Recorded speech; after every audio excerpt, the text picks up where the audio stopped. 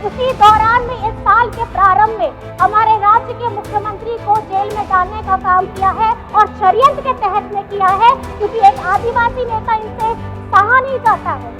और जब प्रधानमंत्री आवास की बात आती है, उसमें भी जब आवंटन होता है तो हमारे झारखंड को सबसे नीचे रखा जाता है।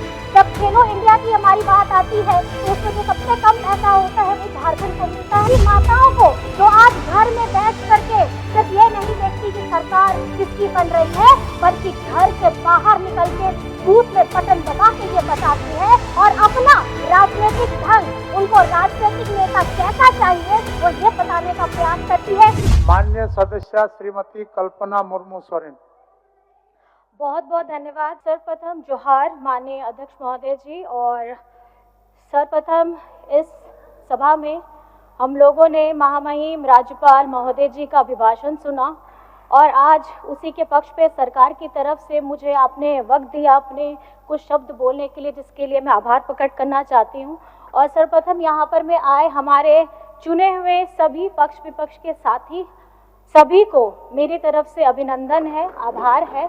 और क्योंकि कहीं ना कहीं आप लोगों ने, आपको जनता ने प्यार दिया है, समर्थन दिया है और आज हम लोग उनका प्रतिनिधित्व करने के लिए आए हैं।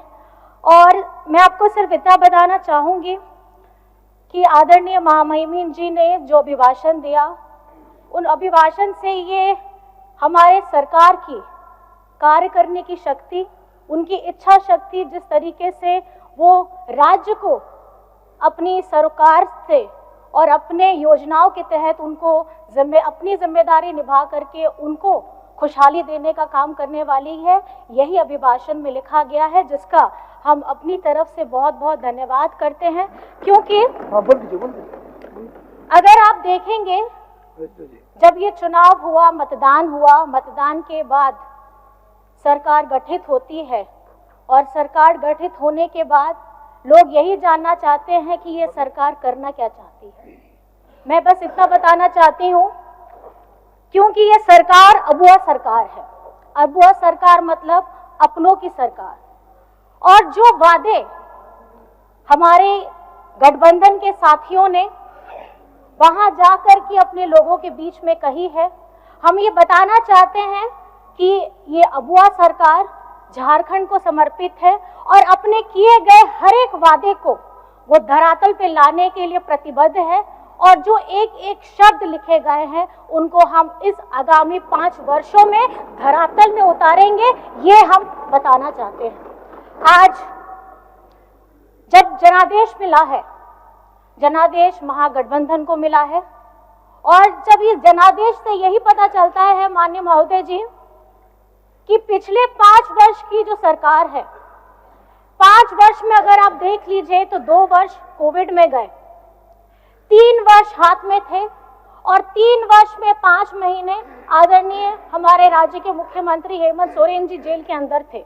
आज आपके समक्ष में जितने भी काम हुए हैं वो कुछ वर्षों के ही काम हैं, जिन्हें गिनाते हुए अगर मैं आपको कहूं तो हमारी झारखंड की मैया सम्मान योजना हो, बिरसा हरित ग्राम योजना हो, हमारी हरा राशन कार्ड हो, अबुआ आवास हो और युवाओं के लिए रोजगार सृजन योजना हो, ऐसी क्रांतिकारी योजनाएं हम धरातल में लेकर आए हैं। और इसका सीधा लाभ, बिजली बिल, ये कहना मैं कैसे भूल सकती हूँ कि जब ये झारखंड की सरकार के ऊपर में जब इतना भार पड़ता है, और मैंने अपने मंचों से भी ये बार बार कहा है कि केंद्र सरकार योजनाएं बनाती है, लेकिन उनको लिए हमारे राज्य के गरीब गुरबा, उन लोगों की चिंता वो तनिक भी नहीं करती है।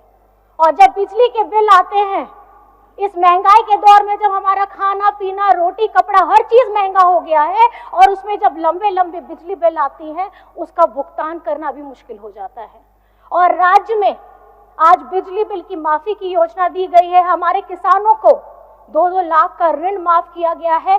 ये संवेदनशील सरकार है, ये महागठबंधन की सरकार है जो राज्य के लोगों के लिए काम करना चाहती है और उनके दुखों में उनके साथ हमेशा खड़े रहना चाहती है।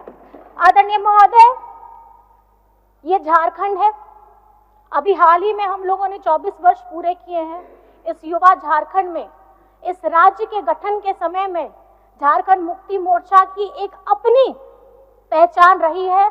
हमारे अगुआ साथियों के साथ संघर्ष करते हुए आज हम लोग अपने झारखंड को अपने गर्व से हम झारखंडी कहते हैं। मैं ये बताना चाहती हूँ, इस राज्य में जब किसी ने भी इस राज्य का नाम भी नहीं सोचा था, ये उपज है झारखंड मुक्ति मोर्चा की। और आज आदरणीय दिशमगुरु शिबू सोरेन जी के नेतृत्व में हम एक झारखंड बनाने का सपना भी पूरा किए हैं। और आज झारखंड में महागठबंधन की सरकार के 5 साल पूरे होने के बाद ये झारखंड में पहली बार है कि दोबारा महागठबंधन की सरकार आई है, क्योंकि ये राज्य की अगुआ सरकार है। और जो सपना दिशमगुरु शिबू सोरेन जी ने देखा है, सोना झारखंड का सपना, वो आज हमारे नेता आदरणीय हेमंत सोरेन जी के नेतृत्व में हम ये सपना को पूरा करने जा रहे हैं। चाहे वो शिक्षा का क्षेत्र हो, रोजगार का क्षेत्र हो, हमारे उद्योग हो, हमारे बहनों का मान सम्मान हो, या हमारे पर्यटन का बात हो। आज झारखंड में अगर आप घूमना चाहते हैं, मैं बताना चाहूंगी कि पर्यटन के लिए बहुत सारे काम करने की जरूरत है। जब आप लोग भी कहीं बाहर जाते होंगे, आप भी देखते होंगे, आपको दिखाया जाता है कि देखिए ये यहाँ पे बड़े बड़े वाटरफॉल हैं। लेकिन आप कहीं ना कहीं खुद जानते हैं कि झारखंड में, और खास करके अगर आप रांची में देखेंगे, तो रांची के अगल बगल इतना मनोरम दृश्य है देखने के लिए, जिसको हमें संजोने की जरूरत है और खास करके साफ सफाई का ध्यान रखने की जरूरत है। मैं ये सिर्फ इतना कहना चाहूंगी कि आज ये जो जीत हमें मिली है, जनादेश मिला है आदरणीय महोदय, इसके खास करके 2 कारण हैं। पहला कारण है हमारी जनता का बीजेपी के ऊपर में गुस्सा इसलिए क्योंकि 2019 में जब जनादेश हमारी गठबंधन सरकार को मिला, इन्होंने गिराने का क्या क्या नहीं कर्तव्य किया है, ये आप लोगों को सबको पता है आदरणीय महोदय। और उसी दौरान में इस साल के प्रारंभ में हमारे राज्य के मुख्यमंत्री को जेल में डालने का काम किया है, और षड्यंत्र के तहत में किया है, क्योंकि एक आदिवासी नेता इनसे सहा नहीं जाता है।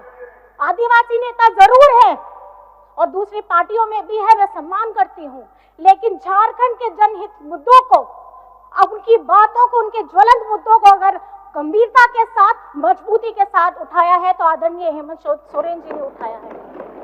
और जिसका खामियाजा ये हुआ है कि इस साल उनको जेल में भी डाला गया। और ये जनादेश झारखंड की आदिवासी मूलवासियों ने दिया है, और ये जनादेश इसलिए दिया है क्योंकि हर तकलीफ झेलते हुए इस महागठबंधन सरकार ने हमारे राज्य के विकास के लिए काम किया है, और आगे करने का उन्होंने ये बुनियादी विश्वास जताया है कि यही वो सरकार है जो इनके जन मुद्दों को बड़ी गंभीरता के साथ सदन में उठा भी सकती है, और तुरंत अगर कोई योजना आई है तो उस योजना को लागू भी कर सकती है। मैं आप सभी से बस इतना कहना चाहूंगी, क्योंकि जनादेश मिली है, बड़ी जनादेश है, तो जिम्मेदारी भी बहुत बड़ी है।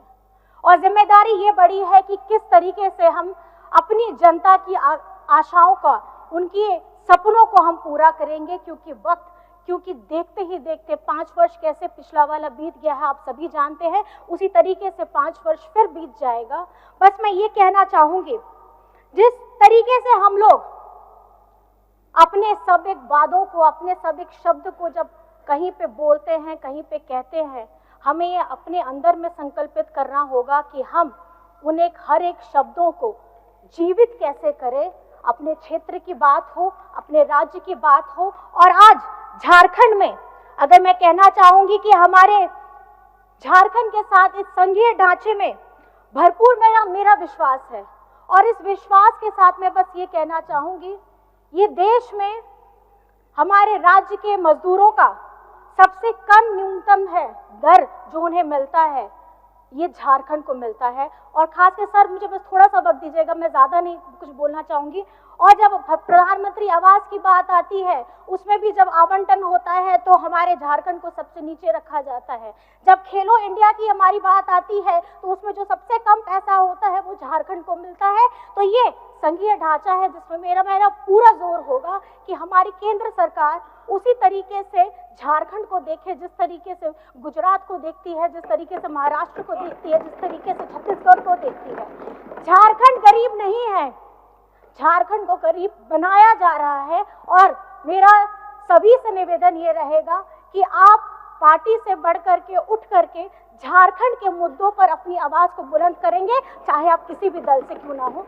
और अंत में सर ये मैं कहना चाहूंगी, बातें बहुत सारी भी है, हमारा राज्य का बकाया 1,36,000 करोड़ हो, हमारे पिछड़ों का 27% का आरक्षण हो, हमारा सरना आदिवासी धर्म कोड हो, हमारा खतियान आधारित स्थानीय नीति हो, हमारी हो भाषा कुड़ुक भाषा, हमारी जितनी भी जनजातीय भाषा है उन सभी को हमको पहचान देनी है। और उसके साथ में जिस तरीके से हम लोगों ने मुंडारी भाषा भी, हमारी बहुत सारी भाषाएं हैं, मैं चाहती हूँ क्योंकि ये संस्कृति हम आदिवासी समाज से आते हैं और पूरे गर्व के साथ कहते हैं कि ये हमारी पहचान है, चाहे हमारी संस्कृति, हमारी भाषा, हमारी बोली, हमारे खान पान, हमारे रहने सहने का तरीका हो, हम ये झारखंड राज्य है सर। और मैं ये कहना चाहूंगी कि जब गर्व से हम अपनी भाषा का सम्मान करते हैं, हम अपने रहन सहन को बोलते हैं, तो हम झारखंडी होने का भी गर्व पाते हैं। और आज जिस तरीके से हमारे झारखंड में महिला शक्ति ने अपना प्यार, सम्मान, अपना आशीर्वाद दोनों हाथ उठा करके इस महागठबंधन सरकार को दिया है, मैं आज इस सदन के मन से मैं यही कहना चाहूंगी, उन सभी मतदाताओं को बहुत बहुत धन्यवाद करना चाहूंगी। और उन सभी माताओं को जो आज घर में बैठ करके सिर्फ ये नहीं देखती कि सरकार किसकी बन रही है, बल्कि घर से बाहर निकल के बूथ में बटन दबा के ये बताती है और अपना राजनीतिक ढंग, उनको राजनीतिक नेता कैसा चाहिए, वो ये बताने का प्रयास करती है। दो शब्द है कि जब है नारी में शक्ति सारी, जब नारी में है सब शक्ति सारी, तो फिर वो क्यों बन रही है बेचारी। क्योंकि आने वाला वक्त, आने वाला कल, ये सदन जिस तरीके से हम महिलाओं के लिए 33% की बात करते हैं, और यहाँ पे आप लोगों को महिलाओं की संख्या बढ़ी हुई मिलेंगी, ये हम सबको सुनिश्चित करना है। और हमारी 12 महिलाएं जो यहाँ पर में आई हैं, अब 12 से 24 कैसे करिएगा, ये आप सभी को अपनी बातों के द्वारा, अपने कामों के द्वारा, अपने दृढ़ निश्चय के द्वारा ये संकल्पित करना है।